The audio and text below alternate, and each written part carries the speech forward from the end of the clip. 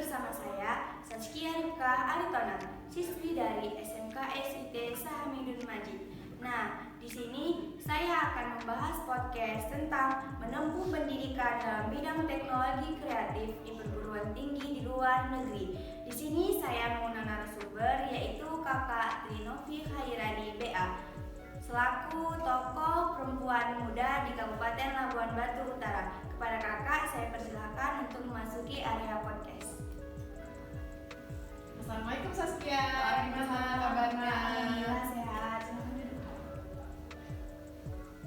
Nah kak, bagaimana kabar hari ini? Alhamdulillah baik. Masya Allah. Sebelumnya kak, saya persilakan dulu untuk memperkenalkan diri agar teman-teman sekalian bisa kenal kakak lebih dalam lagi. Baik, Assalamualaikum warahmatullahi wabarakatuh. Waalaikumsalam warahmatullahi Saya Trinovi Hairani Sitorus BA. Saya kelahiran tahun 1996 dan saya lulusan S1 di bidang Digital Film and Television di University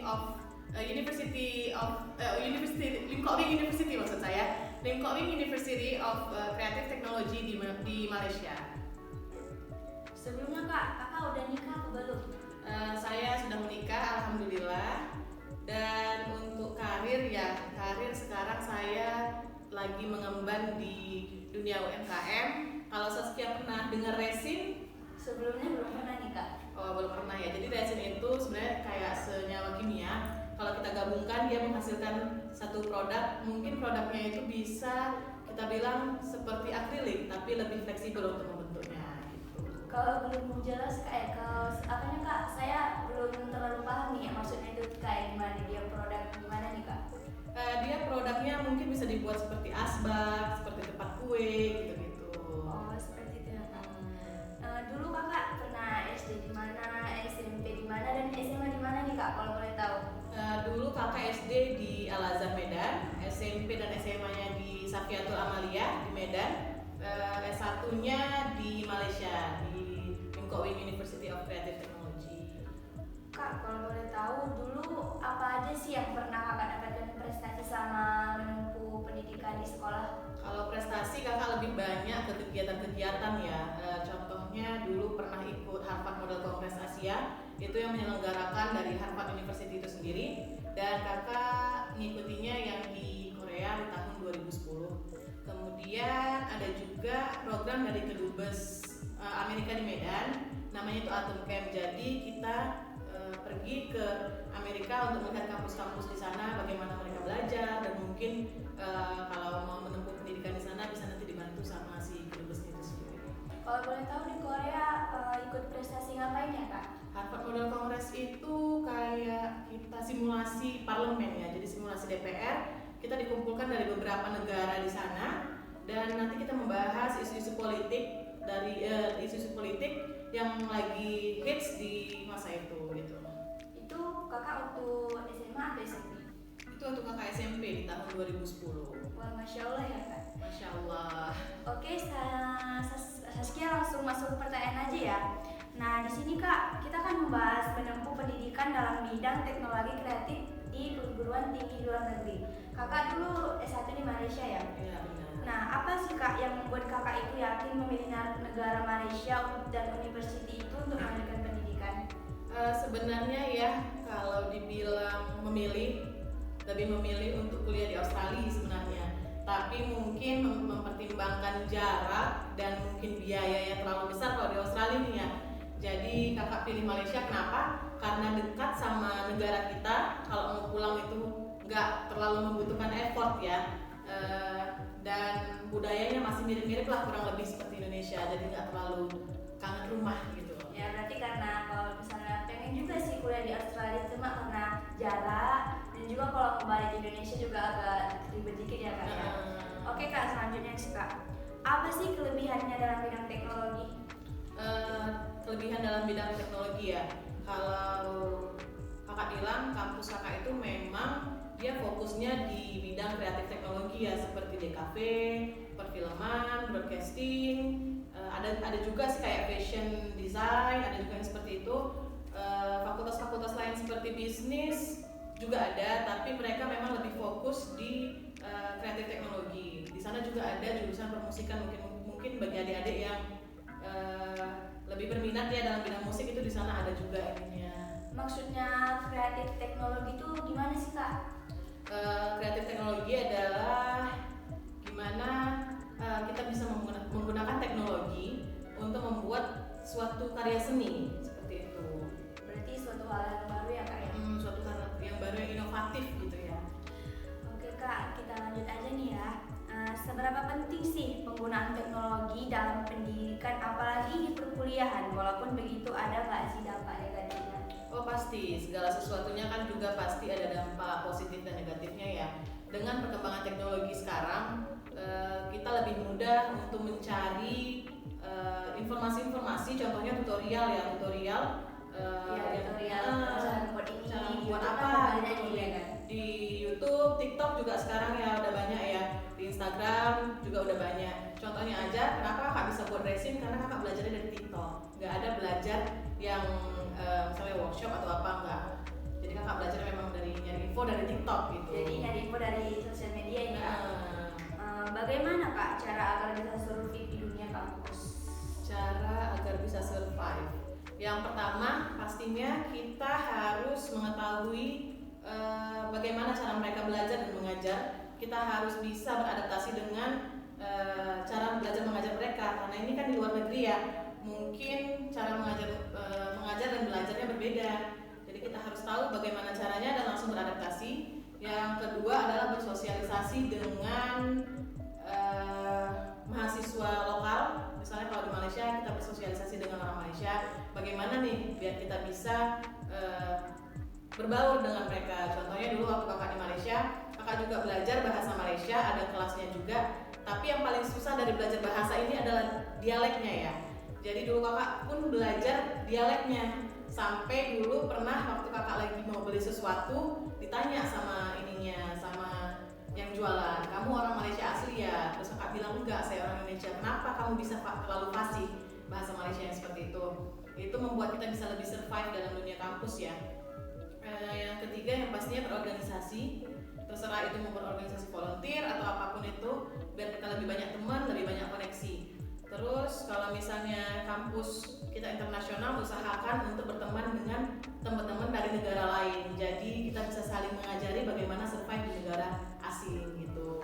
Yang pastinya time management dan manajemen uang juga penting, karena kita tinggal di luar negeri, jangan sampai kita nyusahin orang tua kita. Di sana tuh Kak, metode yang seperti kakak bilang tadi kan, metode mengajar dan belajar itu berbeda. Berbeda gimana nih Kak maksudnya? Kalau menurut kakak sih ya, di Malaysia itu kita diajarkan untuk lebih mandiri. Memang kita diajarkan sama dosen di dalam kelas ya, terutama tentang perfilman ini. Tapi kakak tetap belajar dalam kelas, tetap kami kemana-mana, walaupun jalan-jalan santai, nongkrong-nongkrong sama teman juga tetap bawa kamera untuk mengasah kemampuan kita, dan nantinya bisa ditunjukkan kembali ke dosen. Dan dosen di sana itu kalau kakak bilang fleksibel ya, jadi mau kapan kita butuh pendapat mereka, kita bisa langsung WA aja, dan mereka pun nanti langsung mengajari kita yang gimana yang lebih baik. Oke Kak, selanjutnya bagaimana caranya agar menjadi orang yang konsisten dalam menjalani sesuatu yang untuk menggapai sesuatu? Kalau konsisten kembali ke diri sendiri ya. Untuk menjadi konsisten yang pertama pastinya kita harus menyukai hal yang akan kita gapai ini. Misalnya, jadi kalau misalnya kita melakukan sesuatu yang bukan mau kita tapi itu kemauan orang tua, gimana nih Kak? Nah itu kembali ke diri sendiri ya. Kalau misalnya itu bukan kemauan kita, mungkin sedikit lebih sulit ya, lebih sulit untuk kita menggapainya. Tapi kembali lagi, ada orang yang memang benar-benar oh ya udah ini kemauan orang tuaku, aku harus bisa membuat orang tuaku bangga nih. Dibilang pasrah ya pasrah gitulah, tapi tetap berusaha kan. Kembali lagi kalau ketika kita malas-malesan untuk mencapai sesuatu, kita berpikir gini, oh nanti orang tua aku malu, misalnya seperti itu kan, orang tua aku malu, aku harus membuat mereka bangga dengan aku, ya udah aku harus lebih berusaha gitu sih. Jadi caranya agar bisa menjadi lebih konsisten itu kan kembali kepada diri kita sendiri ya. Benar. Nah selanjutnya nih Kak, ada nggak kultur shock yang dirasakan selama kuliah di luar negeri? Oh pasti, karena kita merantau ke kota lain aja kita pasti ada culture shock ya. Kalau kakak di Malaysia yang pertama adalah Mungkin dari bahasa ya, memang bahasa Malaysia sama bahasa Indonesia itu mirip-mirip. Kosakatanya ada yang sama tapi artinya berbeda. Jadi dulu kakak pernah belajar bahasa Malaysia di kelas bahasa Malaysia ya. Kalau kita senang itu artinya bahagia ya, bahagia. Tapi kalau di Malaysia senang itu artinya mudah, sesuatu hal yang mudah dikerjakan. Oh, berarti walaupun dia mirip-mirip bahasa tapi artinya beda ya? Iya, ada kata-kata yang artinya berbeda dengan kita. Terus yang kedua, di sana apa-apa itu serba self service. Contohnya kayak di SPBU, kita nggak diisiin lagi tuh, nggak ada abang-abang sama kakak-kakak yang bilang mulai dari nol ya kak, nggak ada. Jadi kita betul-betul ke kasir, bayar, langsung kita ke pomnya, langsung isi sendiri seperti itu. Terus apa lagi ya? Jarang terdengar klakson sih. Jadi kalau misalnya kita di sini ya, klakson adalah hal yang biasa dan mempunyai banyak arti. Kalau di sana tuh klakson udah semacam hal yang apa ya kita bilang,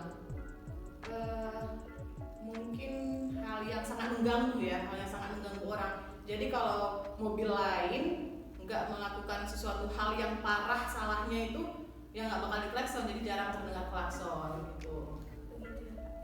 Nah kak, apakah ada perbedaan cara belajar di Indonesia dengan di Malaysia? Perbedaan cara belajar ya.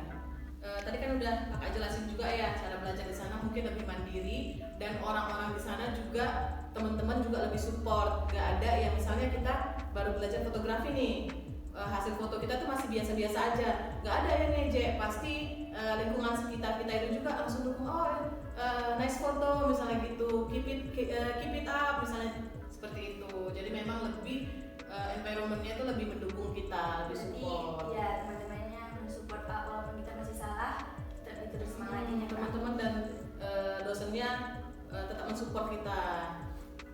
Kak, apa motivasi dan dorongan yang membuat kakak terus maju dan menggapai mimpi meskipun banyak tantangan dan hambatan yang harus dihadapi? Motivasi ya, motivasinya yang pertama pastinya banggain orang tua dan keluarga ya. Dan yang pastinya kakak berpikir gimana caranya kakak bisa kembali ke Indonesia dengan membawa ilmu ini dan bisa bermanfaat untuk diri sendiri ataupun orang lain, seperti itu. Berarti menjadi suatu kebanggaan buat kakak telah bisa menempuh sekolah di luar negeri dan membawa ilmu kembali ke Indonesia. Oke kak, bagaimana sih kak cara menjadi pelajar yang kreatif dan inovatif khususnya dalam bidang teknologi yang semakin maju di negara kita ini? Nah seperti yang kakak bilang tadi ya, teknologi sudah semakin maju, sosial media udah banyak memberikan informasi-informasi yang kita butuhkan. Ketika kita mau apapun itu kita tinggal search aja di internet ya, bisa keluar. Jadi kita jangan malas untuk riset tentang teknologi terbaru. Contohnya aja dulu di zaman kakak kuliah, untuk mengedit video di HP itu belum se-fleksibel sekarang, masih terbatas ya ininya ya. Tapi di zaman sekarang di HP aja fiturnya udah lengkap seperti kita ngedit di laptop ya, seperti itu. Makanya kita harus tahu nih, sekarang perkembangan zamannya di HP udah bisa edit video dengan fitur yang hampir mirip dengan di laptop gitu. Bagaimana ya tutorialnya, caranya gimana gitu. Tinggal cari dan kita bisa mencari inspirasi di internet dengan mudah sekarang. Jadi ya apa aja mudah. Jadi kita sendiri pun harus rajin untuk riset ilmu itu sendiri ya. Jadi kayak jangan salah gunain HP untuk lain-lain, gunain HP sebaik mungkin. Iya benar. Jadi kita cari hal-hal yang positif. Tadi juga ada pertanyaan yang negatif lupa dijawab tadi. Pastinya ada dampak negatifnya ya.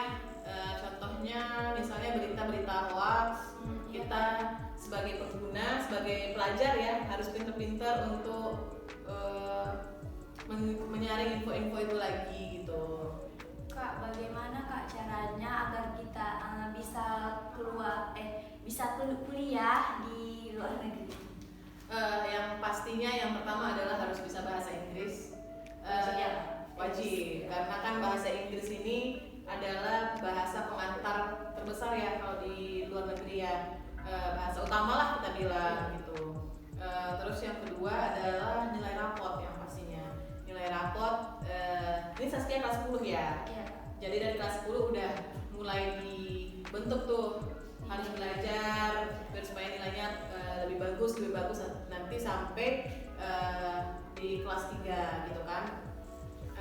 Terus yang ketiga apa ya? Yang pastinya ikut organisasi.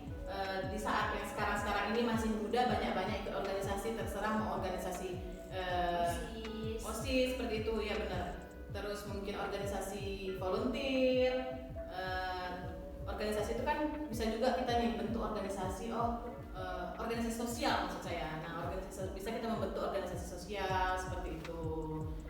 Aktif lah di masa-masa sekolah, itu akan membuat kita lebih mudah untuk diterima di kampus di luar negeri. Dan kalau misalnya kita mungkin kurang biaya, sekarang tuh banyak beasiswa yang ditawarkan. Mau beasiswa itu dari Indonesia sendiri, contohnya LPDP sekarang kalau nggak salah namanya beasiswa Indonesia Maju kalau nggak salah sekarang tuh ada. Mungkin ada juga dari negara-negara lain yang ada universitas itu biasanya menawarkan mahasiswa-mahasiswi Indonesia untuk belajar di sana dengan gratis gitu. Jadi kita di sana cuma bayar uang makan doang. Iya, uang makan pun. Jadi beasiswa ini ada yang fully funded. Jadi memang betul-betul uang sekolah, uang makannya pun dikasih. Ada yang fully funded, ada yang half funded juga. Jadi buat kita untuk murid-murid sekarang ini semangat belajar aja ya Kak. Iya benar. Lagian sekarang di media sosial itu udah banyak info-info beasiswa. Bukan beasiswa dari Indonesia aja, mungkin ada program-program beasiswa lainnya, itu udah banyak ya di internet sekarang. Pesan dan kesan. Kakak Tenovi Khairani Sitorus B. Tokoh perempuan muda Kapula Buram untuk SMK Aisyah Hamidun Majid. Kak, ini pertanyaan terakhir nih Kak sebelum mengakhiri dari acara podcast kita sekarang.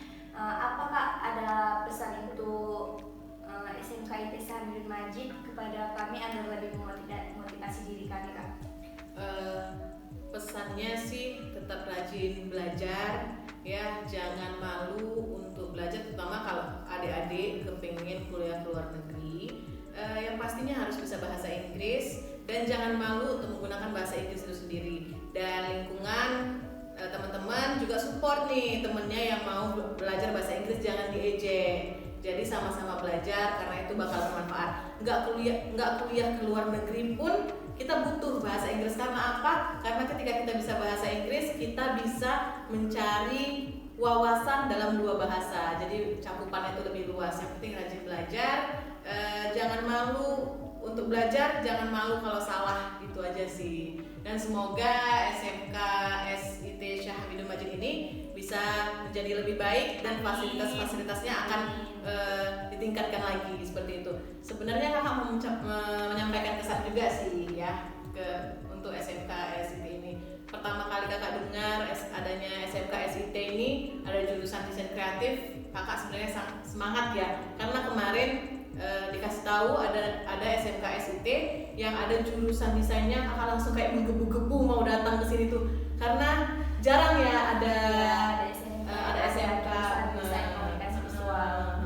Jarang. Jadi memang betul-betul senang, betul-betul excited pengen datang ke sini karena di sini juga jurusannya adalah jurusan yang kakak suka juga gitu. Jadi alhamdulillah ya Kak. Alhamdulillah. Dan khususnya di Labuhan Batu Utara ini sangat unik ya, kita bilang unik karena nggak ada SMK lain yang mempunyai jurusan DKV gitu kan. Dan kita juga jurusan pertama yang ada di Labura ya Kak. Keren.